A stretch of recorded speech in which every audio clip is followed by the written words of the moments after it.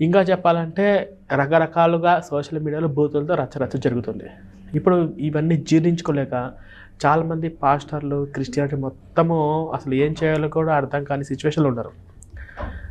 అందులో నేను కూడా ఉన్నా. మేమందరం ఇలా తయారవ్వడానికి కారణం కానీ ఫర్ ఎగ్జాంపుల్ నేనే ఉన్నాను సార్. నేను ఇంటర్మీడియేట్, బీటెక్ కంప్లీట్ అయిపోయేంత వరకు నాకు క్రిస్టియానిటీ అంటే నాకు తెలీదు. నేను కూడా శివశక్తి, నేనే దేవుని షార్ట్ ఫిల్మ్ తర్వాత బయటకొచ్చినోడిని.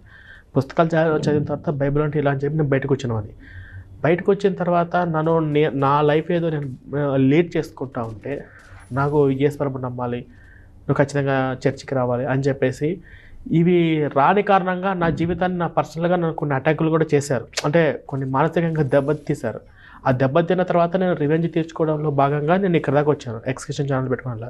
ఇప్పుడు సోషల్ మీడియాలో జరుగుతున్న ఈ రచ్చకు ఇది క్రిస్టియానిటీ పాస్టర్లు వాళ్ళంతటా వాళ్ళు చేసుకున్నదా అని మీరు భావిస్తారా? లేకపోతే ఈ